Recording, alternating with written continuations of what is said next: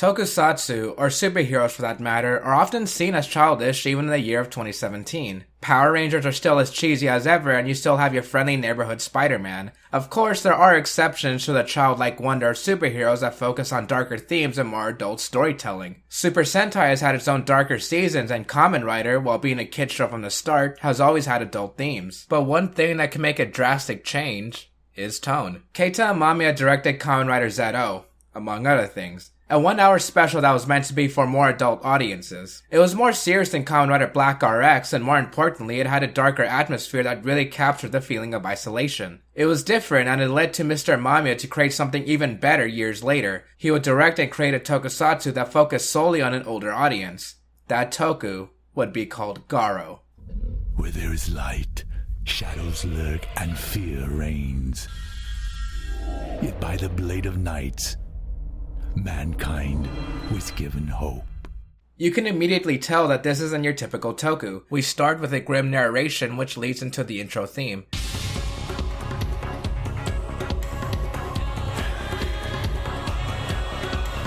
I quite like it because it sets up the show perfectly from the start. It's very somber, but with a feeling of grand hope as the music picks up towards the end. The visuals are very stylized, and we see images of monsters fighting what appears to be a knight in armor. I'm also going to state this here, but Garo's theme changes starting from the halfway point of the show.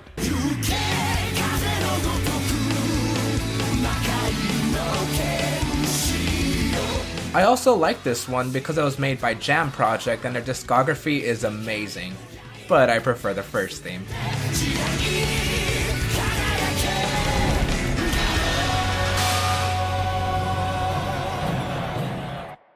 So we start with the floating skull telling us that there are monsters called horrors who feed on the corruption within human hearts. Horrors get hunted by Makai Knights, and this is their tale. A museum curator is cleaning up in a back room when he hears a woman giggle. He gets frightened and searches for the source of the giggle, which he thinks is coming from a box. He opens it and sees a painting, which I have to censor. By the way, nudity is shown because this is really meant for adults, so I'm probably gonna have to do a lot of censoring in this video. The painting comes to life and starts to seduce the curator until he becomes possessed by a horror. The next scene shows a young girl named Kuru remembering a picture book about a knight in golden armor defeating monsters. However, the final page of the book was left blank. She gets attacked by horrors, but a knight in shining armor saves her. Kuru then wakes up and begins to draw. Her art is shown to the museum curator and he gets urges and asks her to do something in the back room. She sees a quick glimpse of a horror and leaves. Kuru talks to her doctor, named Ryuzaki, about her dream. Apparently she's been having it often and doesn't know what it means, so Dr. Ryuzaki suggests finding her old picture book. In between scenes, we've had short clips of a man named Koga practicing his sword skills. His butler, called Gonza, tells Koga that he has a job to do. Koga says that it's been a while, so he had to train. His job? To hunt down horrors. Koga goes to the museum where his ring, called Zaraba, says that a horror is nearby. Zaraba is the talking skull from the opening and an ally to Koga. Koga bumps into Kuru, who then immediately pushes her against a column and flashes a lighter to her eyes. The curator, just a few steps away, asks what Koga wants. Koga says that he wants to buy a painting. He buys one specifically so Kuru can leave him and the curator alone. Koga and the curator go to the back room, but this was a trap since Koga flashes his lighter towards the curator's eyes. Karu's eyes are normal, but a horror's eyes will have markings when shown to a flame. The curator disappears and traps everyone inside the museum, leaving Koga to fight some paintings that come to life. Just a side note, and I'll keep saying this a lot, but the fight choreography is really good. And I mean really, really good. Koga arrives in time to stop the curator from doing anything creepy with Kuru, but something weird happens anyway as the curator sheds his skin to expose the horror body beneath. This is the generic horror design, but I think it looks really cool. They're supposed to be grotesque, and it's emphasized by the moving parts of the suit and the goop in their mouths. They're not really mooks, but a horde can appear if a Makai Knight is not careful. Although, if given the chance, a horror can transform into something even more terrifying, like an art monster. Then, it's time. Koga swings his sword above his head, creating a portal of light. An hourglass starts with 99.9 seconds counting down. The horror attacks, but a golden knight stops it. This is a Makai Knight with the title of Garo, and it's one of the coolest tokusatsu suits ever. Just look at how beautiful and detailed it is. The black and gold colors with minor additions of green, red, and silver just make it stand out perfectly. It's obviously a knight with a lion motif, and it's fantastic. Although my only gripe is that there's maybe a little bit too much gold, but I think that's what they're supposed to go for in the first place. Not to mention how awesome the sword looks. Koga finishes off the horror, but his blood lands on Karu. She recognizes the Golden Knight and gets close, but Koga points his sword towards her. Anyone who has been stained by horror's blood must be slain. It's the law of the Makai Order. Karu passes out. Koga decides to let her live so she can be used as bait. The horror's blood will attract other horrors to her. However, Karu only has 100 days to live. Karu wakes up in her apartment with Koga standing over her. She's naturally upset that all this happened. Koga understands, but he really did enjoy her painting, so he takes it. Without paying. Karu monologues saying that the Golden Knight from her picture book saved her, but this was only the start. With a somber ending theme, this ends episode 1, Picture Book.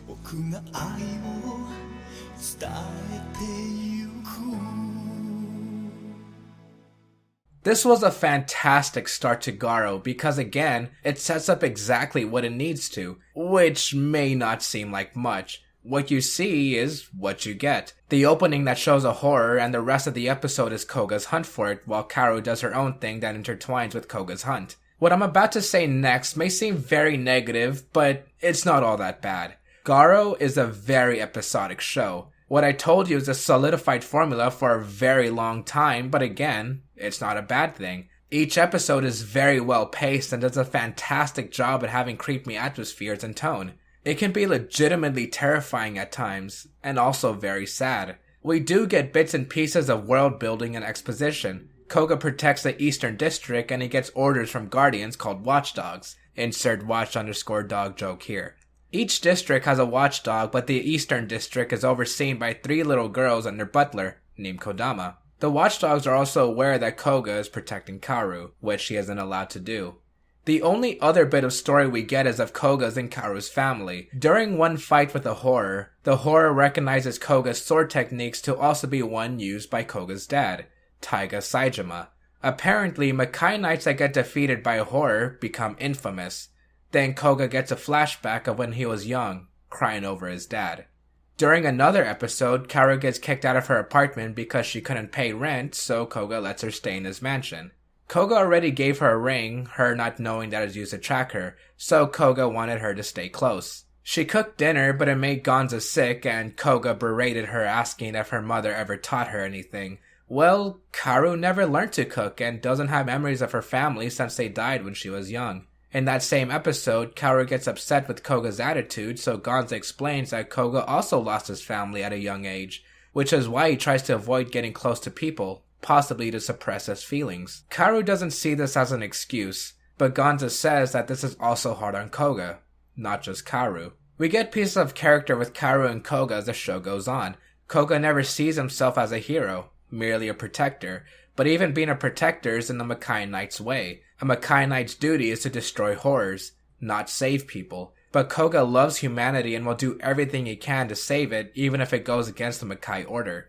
The next real part of the story starts in episode 6, Beauty. Koga finishes off a horror when a dagger comes out of nowhere and leaves a gash on his hand. Koga goes back to his mansion to Gonza's surprise. The dagger is a type that was made specifically to kill Makai Knights, and it can only be used by a Makai Knight, but Koga is still alive. A little later, Karu goes for a walk but then gets harassed by a couple of punks. Then someone, wearing a black coat similar to Koga, comes to finish them off. Once the punks leave, the man in the black coat flirts with Karu, then leaves, saying that they'll see each other again. Later that night, Koga fights off a horror when another dagger is thrown at him. The Matrix cosplayer that helped Karu has arrived. Koga doesn't know who he is, but the man says that they're in the same line of work.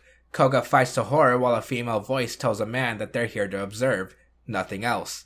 After defeating the horror, the man introduces himself as Suzumura Rei, also known as Zero. Most call him Rei, but I've kinda had a bad habit of calling him Zero. Besides, Rei literally does mean zero in Japanese, so I hope you guys don't mind. In the next episode, Gonza tries to research anything on Zero, but nothing is coming up. Koga asks if the Barranca's fruit has arrived yet. Baraka's fruits are a way to purify those that have been stained by horror blood. They're hard to find, but Koga can't bring himself to kill Karu. To make bad news even worse, someone has been messing with Koga's district, destroying energy fields that are used for horrors. Rei sits down in a cafe to rest because he was busy doing Koga's job to spite him. Coincidentally, Karu works at this cafe, for now, and serves Rei. The female voice I mentioned earlier is coming from Rei's necklace, called Silva. She's an ally similar to Zaraba, but she belongs to Rei. Silva explains that Zero's job is to kill those that have been touched by horror blood. Rei is about to attack Karu, but Koga steps in as Karu runs away. Rei says that not only do people with horror blood die in 100 days, but they die slowly and in the most painful way possible. He then berates Koga by saying that he doesn't deserve the Garo armor. After all, Koga's dad died shamefully. Rei and Koga fight. A horror gets in the middle of it, but they continue fighting anyway. Then, it's time. Rei puts on his own armor. Just like how Garo is Koga's title, Rei's official title is Zero, the Silver Fang Knight. And I'm going to keep saying this for every design again and again and again, but the Zero armor looks so cool. While I prefer Garo's, I still love how the armors are similar, but Zero's is silver and there are enough details to make it stand out. Since Zero is a Makai Knight, he's a defender of the Western District. They fight for a while, but they get tired. And leave it at that. So here I'm going to skip all the way to episode 12. Taiga. This episode focuses solely on a younger Koga and his dad. Taiga trains and gives Koga a blade. It's fairly small but drops like a rock when Koga tries to hold it. Taiga says that it's made of soul metal. It changes depending on the person, so it can either be extremely heavy or as light as a feather. At this time, Zaraba is owned by Taiga, so Zaraba helps Koga with training. Later on a busy street, Zaraba informs Taiga that a horror is near. Koga is left alone as Taiga goes to find it. A salesman gives Koga a toy and then disappears, Taiga arriving shortly behind. Taiga and Koga eat until Taiga sees the salesman and runs after him. Taiga corners him, but the salesman begs Koga for mercy. Koga tells Taiga to stop, but then gets taken hostage. The salesman mocks Koga, saying that if Koga is fooled that easily, then he won't become a Makai Knight. Taiga summons a Garo armor and kills the salesman, who turns out to be a horror. Then Taiga slaps Koga. At their mansion, Gonza is surprised to see them. Gonza asks if Taiga is still looking for someone named Barago. Taiga says yes, but Barago is still in darkness. Taiga looks at Koga one last time and leaves towards the forest to find Barago. But Taiga runs into a cloaked horror. The two fight as Koga watches from the bushes. Side note, this fight is one of the best in the whole show. One of the coolest parts is Taiga summoning only a piece of the Garo armor to stab the horror. Taiga then summons the complete armor. But this is the first time a full-on animation is used. Before, a bright light flashed without us seeing the armor drop, and then the next shot would have the armor already worn. But now we see the armor fully form on top of the user. Taiga drops his sword during the fight. Koga runs to pick it up, but it's too heavy. The horror sees Koga and attacks, but Taiga stands to protect Koga at the last second. Taiga blocks the attack, but suffers a mortal blow. The horror leaves as Koga cries over Taiga's lifeless body, the sword still lying on the ground. The next day, Koga tries to pick up the sword, but it's still too heavy. Gonza tries to help with the machine, but even that doesn't work. Later, Koga wants to establish a bond with Zaraba, who was reluctant at first, but then agrees. Koga continues to train as he grows older. There are times where he tries to pull out the sword, but nothing happens. Until one day, Koga is able to pick up the sword with one hand. Then he remembers the day his dad died. While crying over Taiga, Zaraba says that Taiga left a message. Koga hears his dad say that Koga will now inherit the title of Garo. Koga doesn't want to, but now he has to be a protector and stay strong. The following episode is a clip show. A generic one.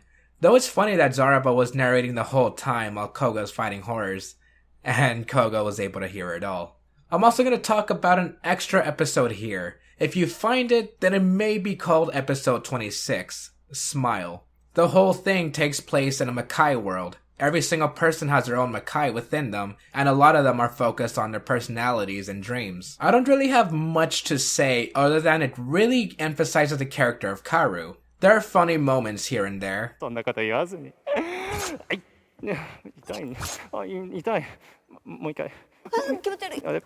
And some really weird moments. Police! Do I look like their father? Come on! The name's Kodama. I work for these three ladies as what you might call a personal security advisor. Oh, you must forgive me. It's just that I usually don't have any lines and I have so much I've pent up that I want to say. Oh, but if I get out of hand, the director will get so upset with me. So, I think I'll just call it a day. But overall, it's actually kind of a nice episode. I really did enjoy Karu's character more here because, well, it was emphasized more. Although, like I said, this is an extra episode. It was added in as a bonus for the DVDs and stuff, but you don't really have to watch it. It's something there if you want, and it is in a live stage show format, which makes it a little bit funnier, but it's there if you want to see it. But personally, I say you can skip it unless, again, you're interested in Karu and her personality and character. Episode 14, Nightmare, starts with a woman named Shizuka gathering flowers. She's about to fall until Rei saves her. Shizuka calls him Ginga and asks why he became a Makai Knight. Ginga says that he wants to protect people, but mostly her. We then see an old man on his deathbed. It's Ginga's dad that taught him how to be a Makai Knight. Ginga has a nightmare about a golden knight. He wakes up to Silva saying their presence is near. Ginga runs out but sees his father dead. Shizuka screams and Ginga runs but is too late, as he sees a golden knight kill her. While standing over Shizuka's grave, Ginga swears vengeance on the Makai Knight that killed his family. Only someone with the title of Garo could have used the armor. Ginga forsakes everything he's lost, including his name. From now on, Ginga will go by Suzuma Rei. The symbol on Zero's coat is a dream catcher that Shizuka made for him, the last thing he's ever had from her. One day, Coco goes out into the forest where he finds a priest named Amon. Gonza explains to Karu, and the viewer, that Coco is out to see a Makai priest, who are people that work behind the scenes to create weapons and items sort of like alchemists. Priest Amon was a good friend of Taiga. Amon and Koga sit. This is the one night that horrors don't appear, so Amon wants Koga to fulfill a promise made 20 years ago. The promise was to finish a game of bar chess. Basically another version of chess that uses Makai energy, although this is just a simple game. Until Amon reveals that whoever loses the game has their lifespan cut by 10 years. It was an agreement made by Taiga, but Amon is an old man now. He most likely doesn't even have 10 years, but Amon says he doesn't mind. Amon talks about a disciple he had, someone named Jabi who was in training to become a Makai priestess. Koga knows of Jabi because they used to play together when they were young.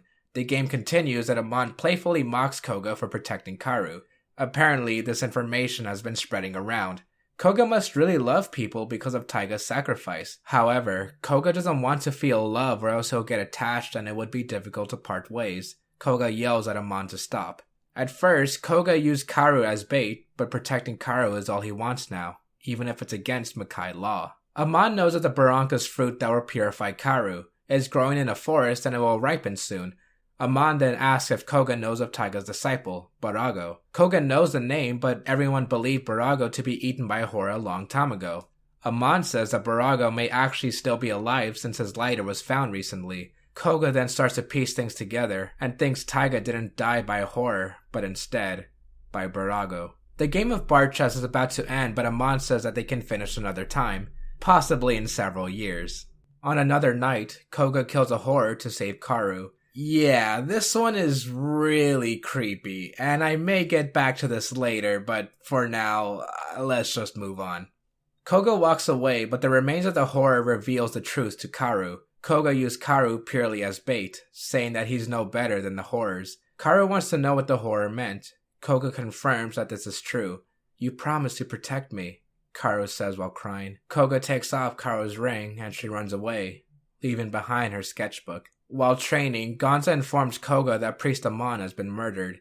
Meanwhile, Kodama, if you don't remember he's the Watchdog's butler, puts away some weapons in a case. Then someone wearing priest clothing comes in and steals it. Kodama follows and they fight. I really can't get enough of these fight scenes. They're all so really good. The priestess uses a brush while Kodama uses his voice. These ideas are unique and work out masterfully. The priestess escapes. The watchdogs tell Koga that his next target is the Makai priestess Jabi. Koga asks for the order document, but they have none. This is an emergency order. Koga refuses, but the watchdogs say there will be consequences. Koga doesn't care at this point. He's fed up with them. So the watchdogs call on Zero to do the job instead. If he succeeds, they'll revive Shizuka and they say that Koga was the one that killed Zero's family. Karu wakes up at Dr. Ryuzaki's house. He didn't appear a lot outside of the first episode, so it's alright if you forgot who he is. Karu tells him everything, but he says to leave it all behind. Forget Koga, and think of it all as a bad dream. Koga goes to Amon's house in the forest and is attacked, but he sees that it's Jabi. She says that she stole the weapons because she doesn't trust the watchdogs and neither does Koga, but Jabi doesn't believe him. She says that there's been a Makai Knight who's been devouring horrors. Any knight that does it will receive greater power. Zero arrives with the kidnapped Karu. Zero wants to exchange her for the swords. Jabi says that she's worthless as a hostage since Karu doesn't have much time left, something that Karu didn't know before. Koga goes for the trade but pushes away the box of weapons at the last second. Koga is ready for a fight with Zero. The two clash swords, signifying that this will be a fight to the death. They summon their armor and begin. Zero yells asking Koga why he killed Shizuka, but Koga doesn't know what he's talking about. Zero stands over Koga's body, ready to deliver the final blow. Jabi stops Zero in time, and they all escape. Karu runs into Gonzo, so they stop at a cabin that used to belong to Koga's family. Karu says she can't trust Koga anymore. Gonzo asks what Karu has been seeing all this time. How much has she really seen of Koga? Koga did so much for her, even shortening his own life. Koga asks Jabi for help. The Crimson Forest holds a Barranca's fruit, but to enter, he needs the help of a Makai priest. Silva tells Zero that one of the watchdogs used to be human. They were chosen to be the connection between the Makai and the human world. The Black Makai Knight chose one of the watchdog sectors to be a vessel. Jabi helps Koga with a gate to the Makai world. They just need to wait for moonlight. Jabi is a bit jealous that Koga found someone worth fighting for since she used to have a crush on him. But before she could say anything else, Kodama kills her with magic, leaving behind only her brush. Kodama and Koga fight. A route to the gate drops in front of Zero, who's been close by. Koga tells him to open the gate, but Zero doesn't know what to do. Koga says that they're Makai Knights. They have to do what's right. Zero throws the root in the closing hole, but they're too late. A giant horror comes out of the ground. Zero and Koga summon their armor, but the horror is too strong and cancels their transformations. Then a Black Knight appears as the watchdogs and Kodama kneel to him. He's been able to take down the horror easily. Then he consumes it. Zero recognizes the Black Knight as the one who killed Shizuka. Karu walks in a dark forest. In reality, her end is near. Koga says he'll go to the Crimson Forest alone. Inside the forest, Koga comes across a couple more trials and tests. Then he sees Karu. Zaraba lets him know that the forest is a soul's last stop before they go to the underworld. Karu doesn't want to live because her life will constantly be threatened by horrors. Koga slaps her. It's proof that her body is still alive. Koga holds her, saying that he's sorry for not being able to save her before, and Koga still wants to see more of Karu's paintings. Koga puts Zaraba on Karu's finger to guide her back to the world of the living. Koga continues alone. He sees a relic. A horror attacks, but the relic destroys it before it can even come close. The relic grows into a dragon-like being and aims its weapons towards Koga. The dragon relic shows that it has a Barranca's fruit but won't allow Koga to have it, so Koga needs to take it by force. The relic, much like every one of Koga's enemies, mocks him for being weak enough to protect humanity. However, to protect humanity's existence is something Koga needs. He grabs the fruit and is about to be finished, but Zero saves him, and the relic fades away. Zero and Koga go back home and are finally able to purify Karu. She wakes up and won't be haunted by horrors anymore. Koga and Karu smile at each other. Their happiness doesn't last long because Koga holds Karu and notices markings on her neck. It's the markings of a gate that's used to summon a powerful horror, one called Messiah.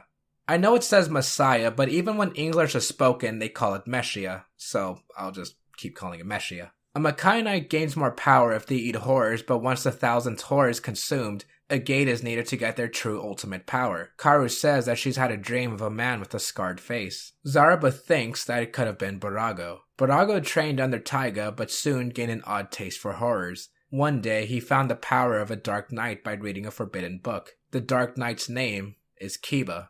Kiba became part of Barago, and together they ate horrors to get even more power. All they need left is the gate's markings. Taiga knew what was going on and tried to stop Barago. Now Koga knows that Barago was the one who killed Taiga.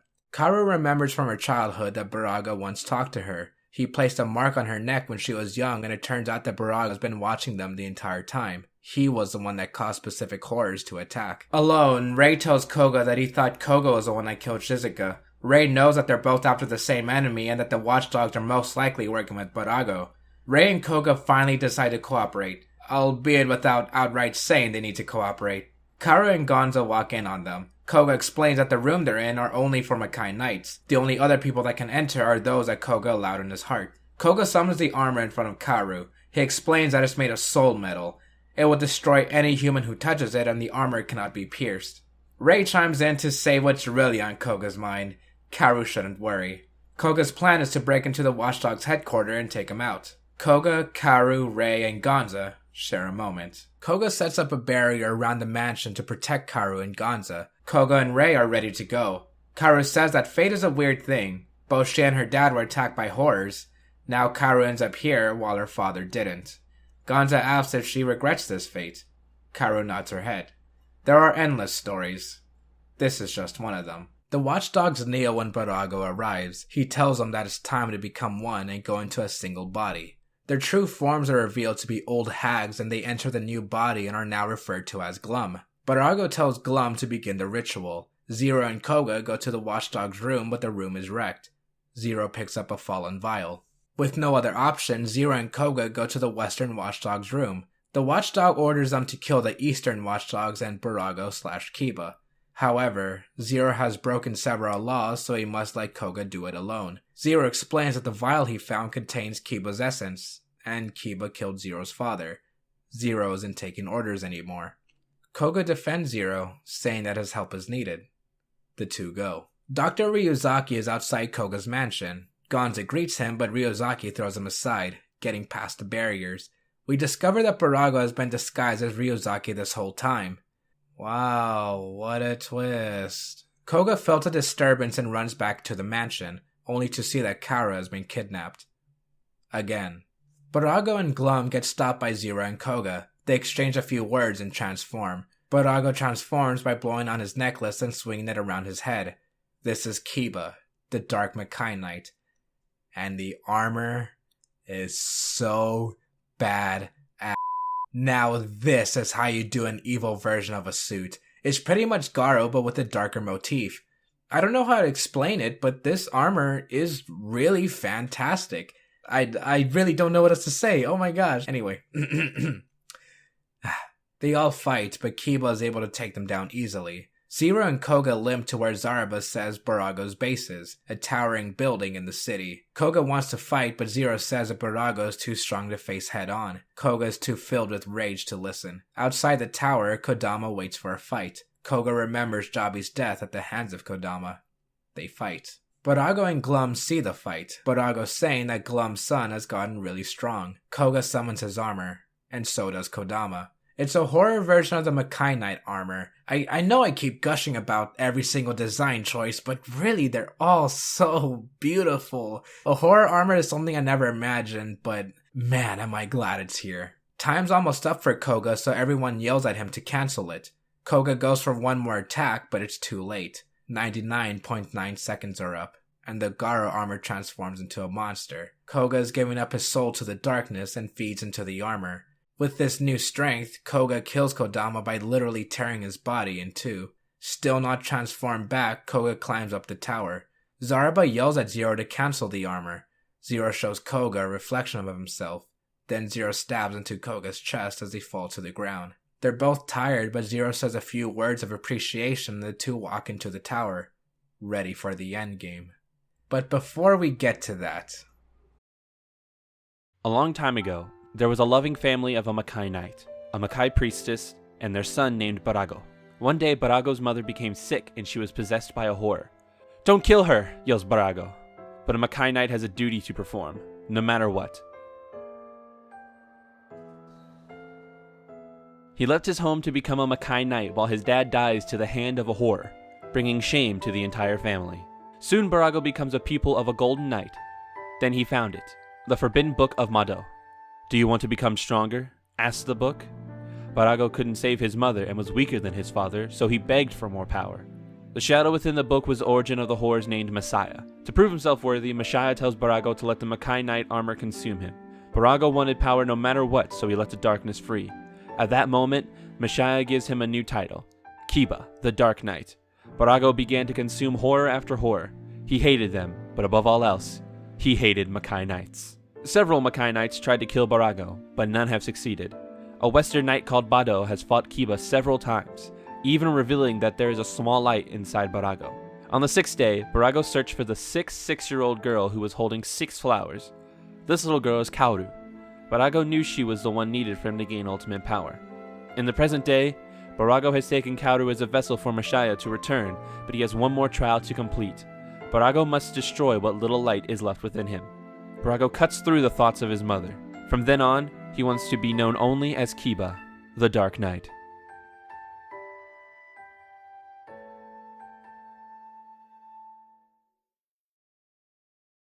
This was all set in Kiba Gaiden, or quite literally translated, Kiba's side story.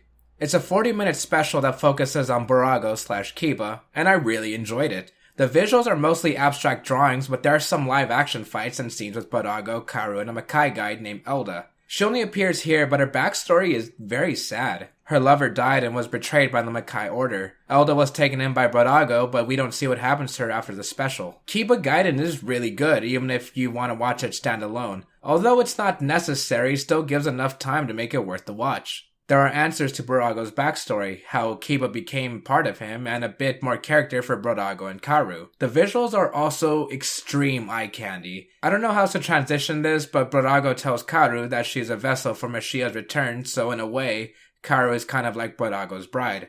Weird, I know. If you do decide to see Kiba Gaiden, then know it takes place between episode 23 and 24 while Koga and Rei climb up the tower. Back to the show. Karu is wearing a white dress, like a bride. Now it all makes sense. Glum appears behind Rei and Koga. Rei tells Koga to find Barago as Rei fights Glum. Koga finds Karu on the floor, ready for a ritual. She wakes up next to Barago and Karu begins to speak in the Makai language. She's possessed by Mashia and is going to consume Barago. All of his plans to receive ultimate power are now gone. Barago is eaten by Mashia. Koga tries to fight, but Glum stops him. I didn't talk about it here, but Rei's fight with Glum was very intense, leaving a fallen Rei behind. Koga slices through Glum and Rei limps back to help Koga fight Meshia. If they couldn't handle Barago, then they have no chance against the ultimate horror. Koga tries to get through to Karu, but she slices through Koga's body. He holds on to her and Karu gets knocked out. To save her, Koga needs to go into the Makai, where Meshia is. We thought Glum was dead, but she's back to fight Rei while Koga goes into the Makai with Karu. Koga sees the painting she's made, including one that's not finished yet. He promises Karu that he is gonna let her finish it. Koga goes deeper into the Makai and sees a gigantic horror coming up from the ground. Meshia's true form. That I have to censor quite a bit. Koga tries to fight but can't even touch her. Eventually, Koga gets overwhelmed by a horde of horrors that are summoned by every step that Meshia makes. Karu's father tells her to paint a picture. She's not a swordswoman, but her paintings will help others. That's what Taiga told him. Karu finishes her painting. It's of Garo. The power of her painting gives Koga the strength to shine again in the darkness. Then Gonza helps Zero, with a sword made of soul metal so it drops like a rock once Glum says so. I thought it was pretty funny. But Zero is able to finish off Glum for good. Koga goes for a final blow. He jumps into the air, cancels his armor, and stabs into Meshia, leaving her dead. Koga tries to escape, but a dark knight latches onto his leg. Karu lends Koga a hand, helping him for once, and they escape into the real world. The reunion is cut short as the portal's gate begins to flash. Gonza and Karu run away. What appears in front of the portal isn't Barago or Ryuzaki. It's Kiba. Rei and Koga try to summon their armor, but a barrier was put up to stop them from transforming, so Koga throws Zaraba into the summoning ring when Zaraba asks for it. The gate grows and makes the top of the tower explode. Somehow. Koga and Kiba fight on top of the portal's gate as it falls. This is one of my favorite fight scenes in the entirety of Tokusatsu. Rei enters the fight for a bit, but Kiba makes the gate fall into the city and they continue fighting while it rolls away, without Rei. I probably don't need to say much besides that there's a lot of CG, but at this point, who cares? Suspend your disbelief and just enjoy. The gate rolls into a boat and causes a big explosion in the city. Koga stands and prepares to fight. A summoning ring appears on top of him. Angels float carrying pieces of the Garo armor. But now, it has a cape.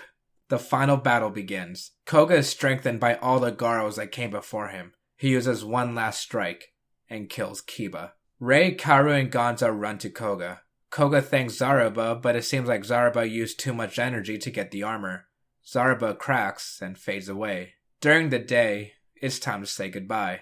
Koga is being relocated to the Northern District. Karu understands and she's going to Italy to study more. Karu gives Koga a gift. And so does Zero. He says it's a present from the Western Watchdogs District. Inside the box is a new ring. Entirely new, with no memories. Koga names it Zaraba, because Zaraba means a former friend that has entered the Makai. Ray jokingly says that he should also be called Zaraba, and walks away. Silva says that he should have given a proper goodbye, but Ray says no. They'll meet again. Koga bows without a word towards Karu. Then he leaves. Inside the car with Gonza, Koga opens Karu's gift. It's a picture book with golden knights and nightmare creatures. As he reads the book, Koga begins to quiver and shed some tears. Gonza asks what's wrong. Koga says it's nothing, as he looks into the final page of the book. It may seem like the end, but the story of the Golden Knight will continue, because he will protect those that need it. In the after credits, we see Koga walk in the snow towards the Northern District. Zaraba feels an evil presence. Koga turns around and deflects the attack. That's the end of Garo Season 1, but Koga's story isn't done. One night, Koga defeated a horror, but a little girl was around. The girl placed horror blood on her bag to lure Koga. Her name is Rin, and she was told by Priest Amon in a dream to find Koga. Rin summons Amon, who tells Koga to find someone's soul that was trapped in the Makai tree. Jabi. Before Amon fades, he says that they'll finish their game of bar chess in the future. Rin comes from a place called Kantai, so Koga needs to go in order to enter the Makai forest. Meanwhile, Ray gets orders to also go to Kantai. On the night of an eclipse, a horror called Legolas? Man, these names are gonna kill me, oh my goodness. A horror called Legolas could be summoned and enter the real world, so Ray's tasked to stop it. Okay, I can't call it Legolas. Legolas? Legals? I'll just call them Legals. Oh my gosh. Koga and Rin are stopped by guards and a man in a white robe, named Tsubasa. Koga needs to keep going, so they fight. Ren steps in and Tsubasa asks why she's defying her brother. In case you couldn't get it, they're brother and sister.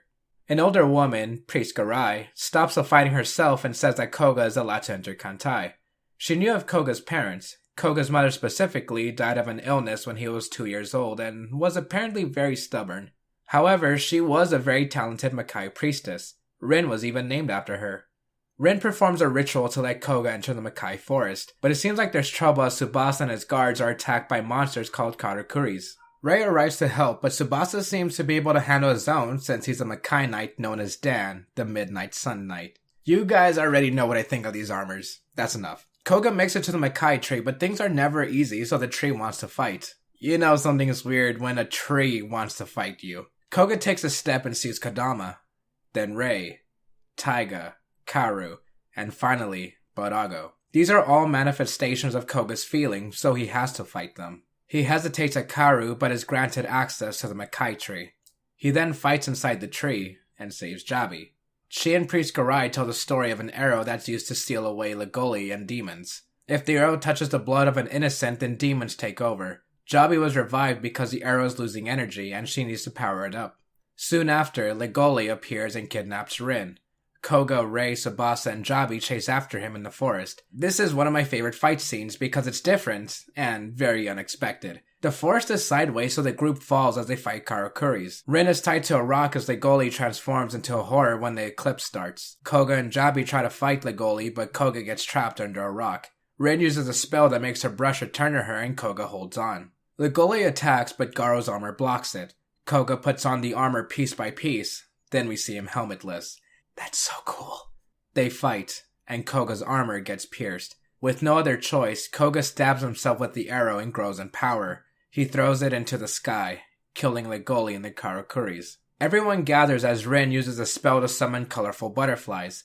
Tsubasa smiles.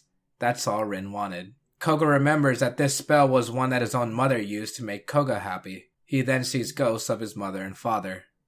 The next day, Koga says goodbye, but Ray already left earlier. Jabi decides to stay and train Rin. Back at home, Koga sees Karu's painting that used to be scratched, but now it's like new. Koga runs out back and sees a familiar face. Karu welcomes him back home. Koga holds out his hand, and Karu takes it. All of this was a 2-part special called Demon Beast of the Midnight Sun. It's an hour and 45 minutes long. Yeah, what I told you wasn't all of it, but I definitely recommend watching. However, Koga's story still continues in the movie Red Requiem.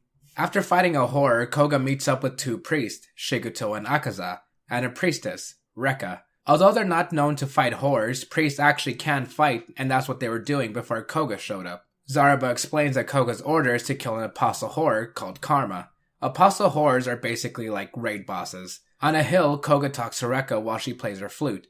Rekka always wanted to hunt horrors, although Koga says that only Makai Knights are supposed to.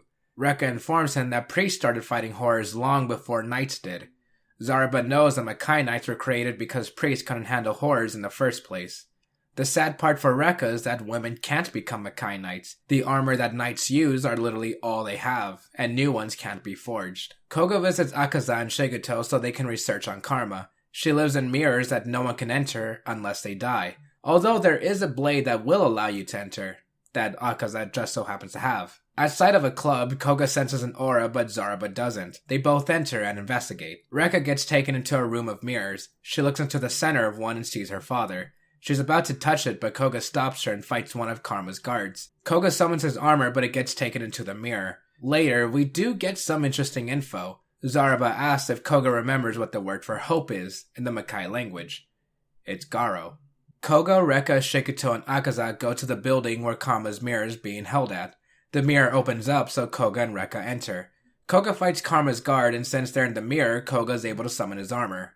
Now Koga has to fight Karma, but she's as big as Meshia and just as powerful. Akaza enters the mirror in a spectral form to give Rekka her flute. With it, she summons the power of everyone that was trapped by Karma, one of them being her dad. Koga is given greater power and defeats Karma in spectacular fashion. Koga and Rekka return to the real world. There, they see that Akaza killed himself in order to get inside the mirror. Koga says his goodbyes to Rekka and Shiguto. As a parting gift, Rekka gives Koga a fish. He'll know when to see Rekka again. Koga walks away. Zaraba suggests giving the fish a name. How about Kuru? One more thing. Thank you, TV Nihon. And thank you, Gomen Writer Subs, for subbing this amazing series. Garo Season 1 was a very different take on Toku at the time of its release in 2005. Heck, it's still different from Toku today in 2017. Sure, there have been darker Toku shows before, but for the most part, they were still focused more on a younger demographic, while Garo strictly focused on teens and young adults. It's unique, but being different doesn't always make something good, which is why it's a good thing that Garo actually is a great show. But it wasn't well received at first. What did bring Garo back were the specials and movies. They were praised, which helped Garo get a second season in 2012. In a really weird way, I can compare its structure to something like Mighty Morphin Power Rangers. It's episodic, but there are some things given to you here and there that add to the overall plot. I also see a bit of Kamen Rider influence, but mostly with the Odagiri effect since Garo does have a cast of a lot of, beautiful people, especially Koga. Not even gonna mention the amount of nudity there are for others. Season 1 is usually referred to as the chapter of the Black Wolf because while there's not much story, there is a story of Koga versus Kiba, the Black Knight, or the Black Wolf. I'm not usually a fan of episodic shows that save its story for the last third, but I think Garo handled it pretty well. The story of Kiba was hinted at a few times before he made his debut. If Kiba wasn't talked about, then we got a lot of world building, which is one of my favorite aspects of any show.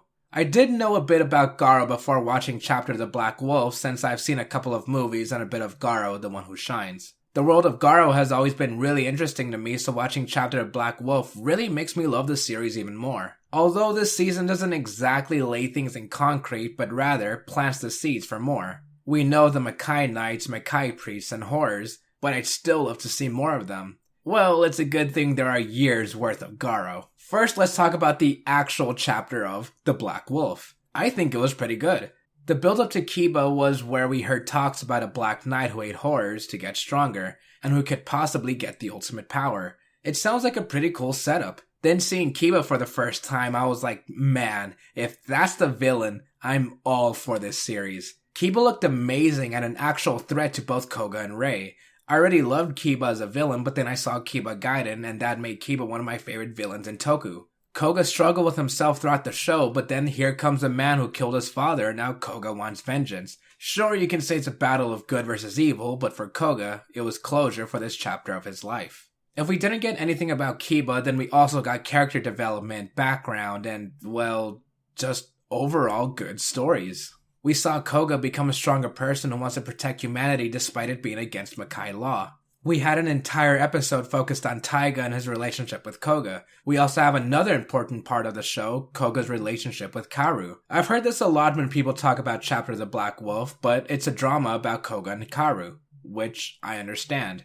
Karu is the lead heroine and she gets as much focus as Koga does. Koga gets an episode about his dad and so does Karu. She's incredibly important to the story and to Koga. She has development and pushes the plot along. Koga starts to feel more for her and they end up holding hands at the end.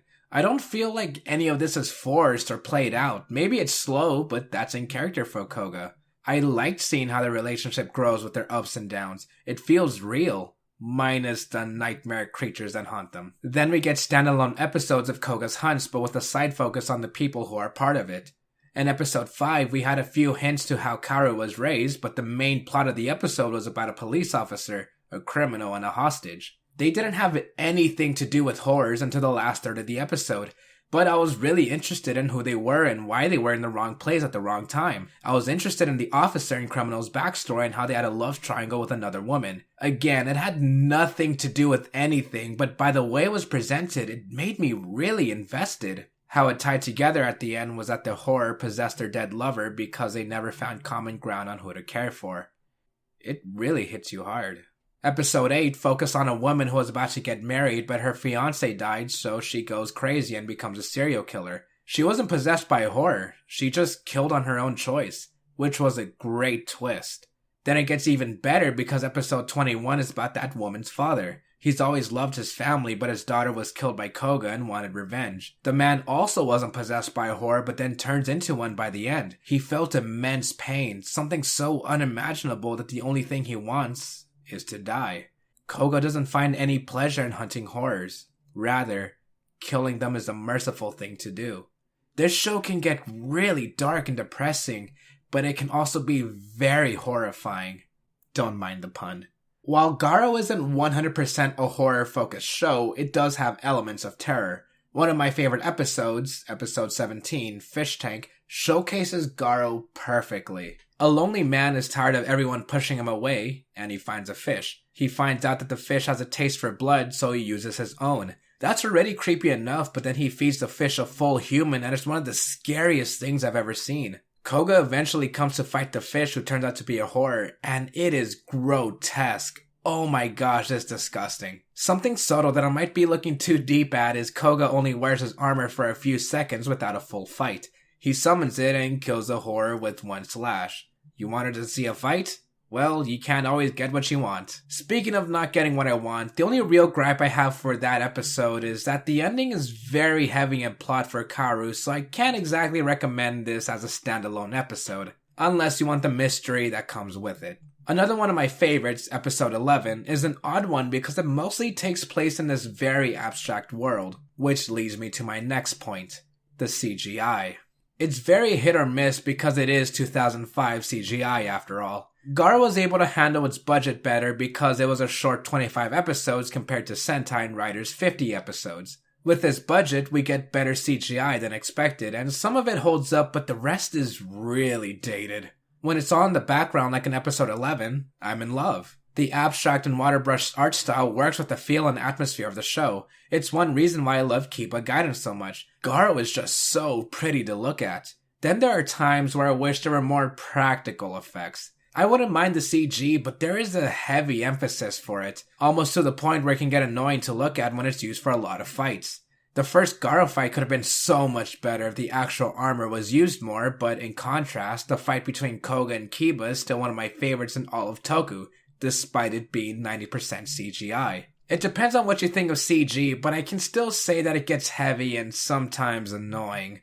I understand the use of it. Garo is based on the mystical, but it could have been used less and the show would have been better for it. When there isn't CG though, the fights are fantastic. I can't get enough of them. They're very well choreographed, and I swear wireworks were used a lot of the time, but behind the scenes footage shows that the fights were raw. I gotta admit, fight scenes can drag on for me pretty quickly, but Garo's fights are ones that I can sit through and enjoy every second of it. Before we get to the characters, let's discuss the movie and specials a bit. I'm gonna say this in the nicest way I can. They weren't necessary, but I'm glad they were made. Kiba Gaiden told Burago's story and fleshed him out a bit more. I understand that. Demon Beast on the Midnight Sun and Red Requiem... Jabi's back and Koga gets a fish. Okay, I know there's more than that, but it's how I felt when I finished watching them. They do establish new characters that we see in later seasons, but standalone, I did think the movies were good. Yeah, just good. I love seeing Rei again, and Tsubasa is probably going to be one of my favorite characters in the future. I barely scratched the surface of Midnight Sun and Red Requiem, so I highly suggest watching them if you're really into Garo. Besides that, as my friend Persona said, everything is important. Both plant more seeds for world building and for characters. There are a lot of scenes with Jabi in Midnight Sun, and the Priest in Red Requiem are, well, good characters. Karma's guards also have very tragic backstories that pulled at my heartstrings, but I didn't even talk about them. Again, I suggest watching them. There's a reason I didn't go too deep into details. They're just good overall. Now for characters. I'm mostly going to be focusing on the ones in the chapter of the Black Wolf. Let's start with our main Makai Knight, Koga Saizuma. He's emotionless, stoic, and wants things to go right. He's a hero but denies it. He's just a protector even though he isn't allowed to be. Despite not doing anything new, he's still a great character. Koga is presented as a regular guy with a job to do, but just like normal people, he has his own inner struggles that he has to deal with. Like I said before, defeating Kiba is closure to Koga, and we feel it. Koga defeated his inner demons, but they still come back once in a while, like how we saw in Midnight Sun when Koga fought people of the past. Koga's always been able to kill a horror with no problems, but then he killed one and caused Karo to be part of his life. Koga felt that since he caused it, he has to fix it. He didn't want to kill Karu, so he did everything in his power to purify her, even if it meant cutting his own life short. Saving Karu is a big no-no to the Makai Order, so as consequence, they shortened his lifespan, but Koga didn't care as long as Karu was saved. He may seem like a Gary Stu, but honestly, he has more depth than other leads in Toku. Besides, I don't think a Gary Stu would feed themselves into darkness for revenge like Koga did. And at least he doesn't say Yosha lucky. Karu is Koga's other half, in more ways than one. I said that Karu is important for character and plot, but for her own character, I don't really know what to say. It's alright. I like that Karu pushes things further, but she's kind of boring. I cared for her backstories and her parents, but for Karu herself, not really. The best thing about her is the relationship she has with Koga. Her inclusion in Koga's hunts often felt very coincidental because that's where the writers wanted her, but I remember that horrors are attracted to her, so it would make sense that she's always near them. Then it gets brought up in the show that Koga wasn't using her as bait until way later, so it really was a coincidence that Karu was with horrors. I guess what really bothers me the most is that Karu doesn't do much while also pushing the plot further at the same time. It annoys me how she's written to be a coincidental chosen one, but doesn't do much. It's weird, I know. She's also a damsel in distress most of the time, so there's that. The other Makai Knight, Suzumare, is one of my favorite characters. In a way, he's similar to Koga. Tragic backstory, not wanting emotions to get in the way, but he still wants to do his job. It's cool that he's similar, but he still deviates enough from Koga. Rei turns his back against the Watchdogs multiple times and even decides to go on his own way by the end. His backstory still makes me sad, and yes, I know he has his own show, Zero Dragon Blood. I like it. Barago/Kiba/Ryozaki are great villains. If you're not going to give your villain a backstory or character, then at least make them threatening. Thankfully, Kiba also got his own special. We do hear a little bit of Barago's backstory in the show, like how he found Karu and his fight with Taiga, but Kiba Gaiden also shows his childhood and what he's done to join Kiba. Wanting power is a really overdone cliche, but I think I can let it slide this once, not counting Kaido from Gaim. Barago's reason for wanting power is to help his family, but soon the darkness overtook him and he wanted power just to be the strongest he can. At least there's a build-up to Barago's craziness. Kiba is great, but should have taken over Meshia. I've said this more often than not, but the side characters are good. Just good. Gonzo is the butler, but he's also a bit of a mentor to Karu. He talks about Koga and how Karu should handle herself. Not really much to say, but I do hope to see more of him in the future. And yes, I know he comes back in way later seasons. I just don't want to spoil that, okay? But someone's gonna commentate or not. The Watchdogs / Glum and Kodama play minor villains later on in the series. They were the stuck-up leaders that told Koga what to do, then they decided to go behind his back after they found out that Koga was a threat to Kiba. I like how the Watchdogs slowly started to mess with Koga, then they go as far as telling Rei that Koga killed Rei's family.